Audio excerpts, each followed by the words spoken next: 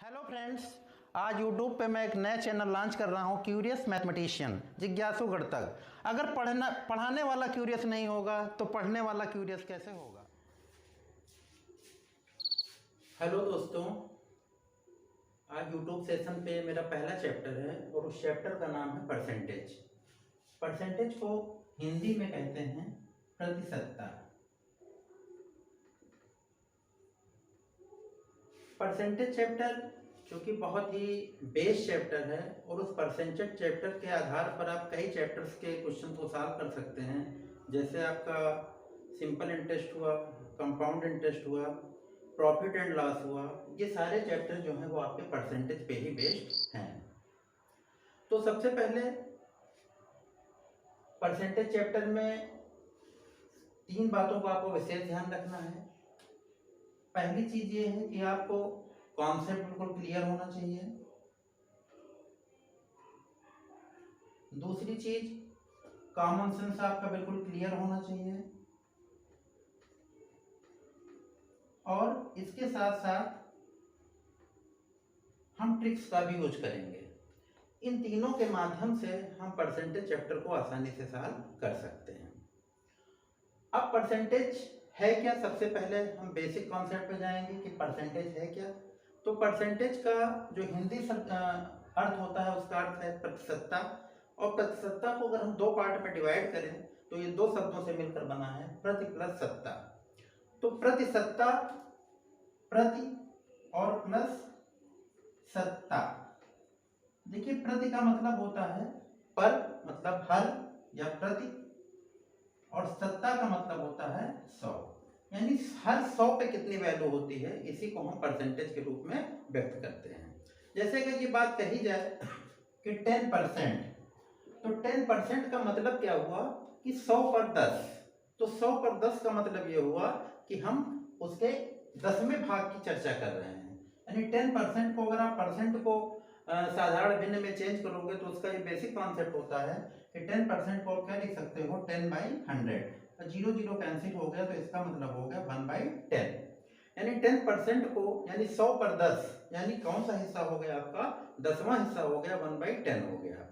तो आप कुछ मूलभूत परसेंटेज को याद पहले करोगे, उसके बाद हम परसेंटेज चैप्टर करें और क्वेश्चन को सॉल्व करना शुरू करेंगे। तो सबसे पहले कुछ बेसिक परसेंटेज हैं जिनको आप याद करोगे, और उन परसेंटेज में 10% की वैल्यू जो होती है वो 1/10 होती है। 20% की वैल्यू कितनी होती है, 1/5 होती है। 25% की वैल्यू कितनी होती है, 1/4 होती है। 50% की वैल्यू कितनी होती है, 1/2 होती है। 75% की वैल्यू कितनी होती है, 3/4 होती है। और 100% को हमेशा हम 1 के रूप में व्यक्त करते हैं। तो सबसे पहले परसेंटेज का जो चैप्टर है उसमें आपको कुछ मूलभूत परसेंटेज की वैल्यू साधारण भिन्न के रूप में आपको याद करनी पड़ेगी। 10%, 20%, 25%, 50%, 75% और 100% को आप 1 के रूप में व्यक्त कर सकते हैं। इसके पश्चात अब हम परसेंटेज चैप्टर से जो संबंधित क्वेश्चंस होते हैं उसको हम सॉल्व करना शुरू करेंगे। और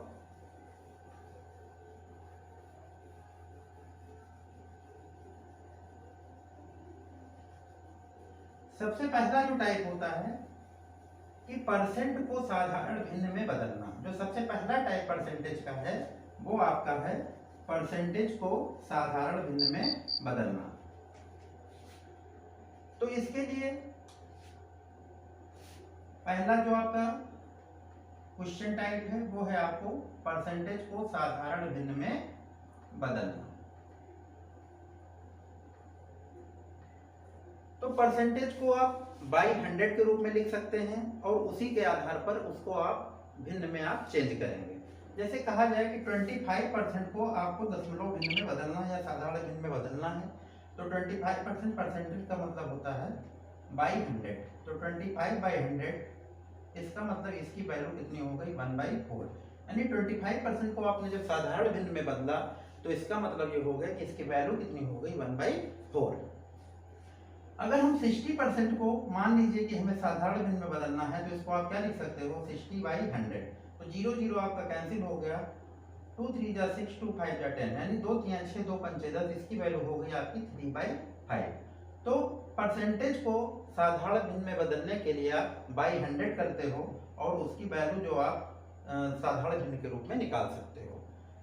जैसे आपसे कहा जाए कि आप 75% की वैल्यू निकालो, क्योंकि मैंने पहले 75% को डायरेक्ट याद करने के लिए बताया था, क्योंकि इसका यूज मोस्टली क्वेश्चंस में आपको मिलता है। लेकिन 75% को आपको अगर साधारण भिन्न में बदलना है तो आप क्या करोगे, 75/100 और इसको आप अगर काटोगे तो 25 या 75 और 25 चौको 100, यानी 3/4 उसकी वैल्यू हो गई।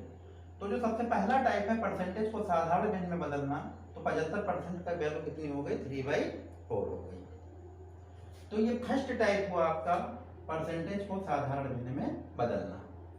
अब जो दूसरा टाइप होगा वो होगा भिन्न को भिन्न को परसेंटेज में बदलना। अब हम दूसरे टाइप के क्वेश्चन पे चलेंगे।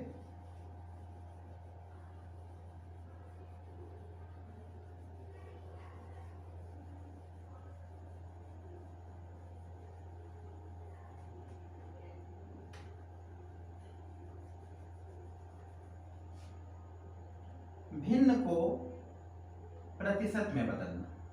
अगर कोई भिन्न दिया हो साधारण तौर पर और उसको अगर हमें परसेंटेज में कन्वर्ट करना हो तो उसको हम कैसे सॉल्व करेंगे। जैसे मान लिया 25% है और इसको हमें 1/4 है और इसको हमें परसेंटेज में चेंज करना है, यानी 1/4 की वैल्यू परसेंटेज में कितनी होगी, तो इसके लिए हम इंटू 100 कर देते हैं। तो इसका जो साधारण कॉन्सेप्ट बना कि अगर भिन्न को परसेंटेज में चेंज करना है तो इसको हम 100 से मल्टीप्लाई कर देंगे। जैसे 1/4 इंटू 100 है तो इसकी वैल्यू कितनी हो जाएगी, 25%। जैसे कहा जाए कि 3/5 है, ये आपका भिन्न है और इसको हमें परसेंटेज में चेंज करना है, तो 3/5 को आप किससे मल्टीप्लाई करोगे, 100 से मल्टीप्लाई करोगे। 5 से इसको हम काट देते हैं तो ये कितना होगा, 20 या 60%। यानी भिन्न को परसेंट में चेंज करने के लिए हमेशा हम 100 से मल्टीप्लाई करते हैं और परसेंटेज को आप भिन्न में बदलने के लिए हमेशा बाई 100 करते हैं। तो ये आपकी जो बेसिक स्टार्टिंग है वो आपके इन्हीं क्वेश्चन से होती है और आपको ये चीजें क्लियर करनी है।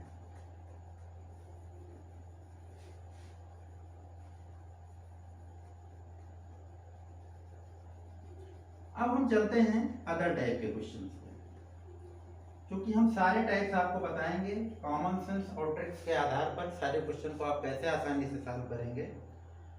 तो अब हम नेक्स्ट टाइप क्वेश्चन पे चलते हैं। क्वेश्चन जैसे आपका है कि 40 का कितना प्रतिशत 20 है।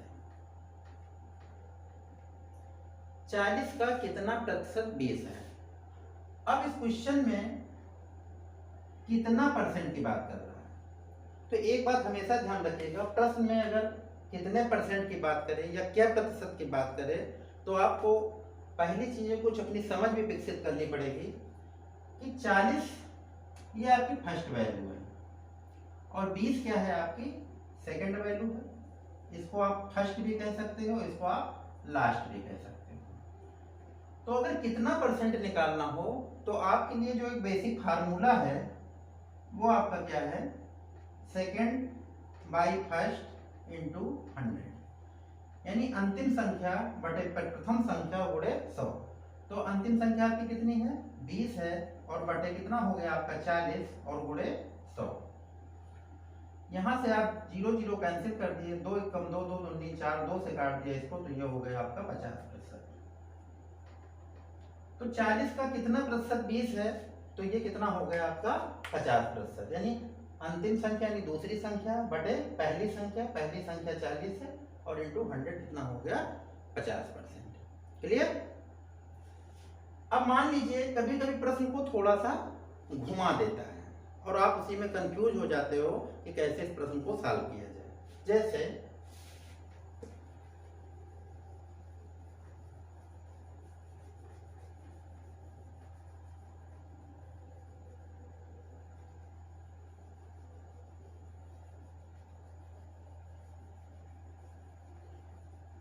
प्रश्न को थोड़ा सा दूसरे प्रकृति का बना दिया कि 60-30 का कितना प्रतिशत है।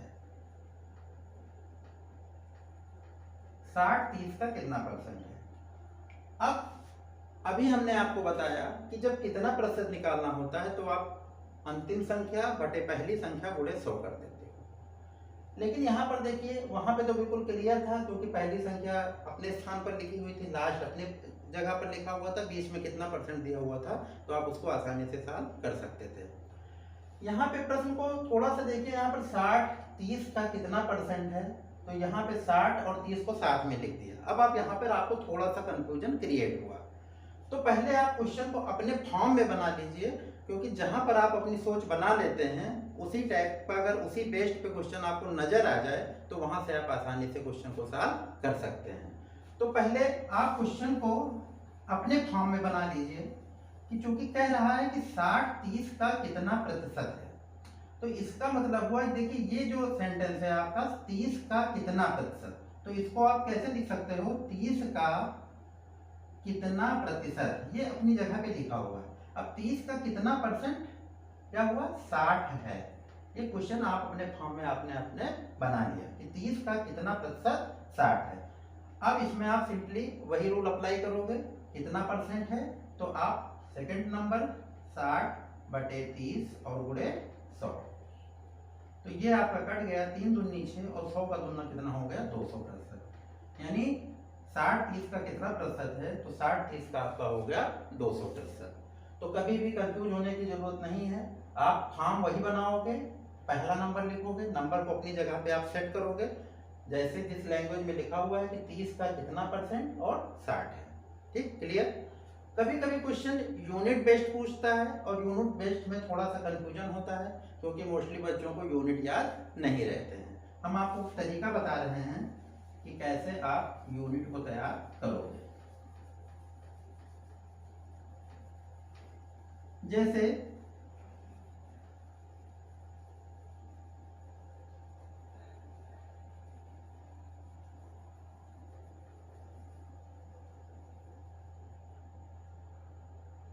दो 200 ग्राम का कितना प्रतिशत 3 किलोग्राम है। 200 ग्राम का कितना प्रतिशत 3 किलोग्राम है। अब इस प्रश्न में फॉर्म जो आपका है वो अपने ऑलरेडी आप दिख रहा है आपको कि 200 ग्राम का कितना परसेंट 3 किलोग्राम है, कितना परसेंट चूंकि दिया हुआ है, एक नंबर आपका इधर लिखा हुआ है, एक नंबर आपका इधर लिखा हुआ है, यानी फर्स्ट नंबर आपका 200 ग्राम है और दूसरा नंबर जो है वो आपका क्या है, 3 किलोग्राम है। लेकिन अब मुद्दा ये है कि यहाँ पर यूनिट ग्राम में दिया हुआ है, यहाँ पे यूनिट किलोग्राम में दिया हुआ है। तो मैथ तो ये कहती है कि जब तक यूनिट आप बराबर नहीं होगा तब तक आप प्रश्न को सॉल्व नहीं कर पाओगे। तो यूनिट बराबर करने के लिए यानी आप ग्राम को किलोग्राम बनाओ या किलोग्राम को ग्राम बनाना है आपको। अब प्रश्न ये उठता है कि मैं ग्राम को किलोग्राम बनाऊं कि किलोग्राम को ग्राम बनाऊं।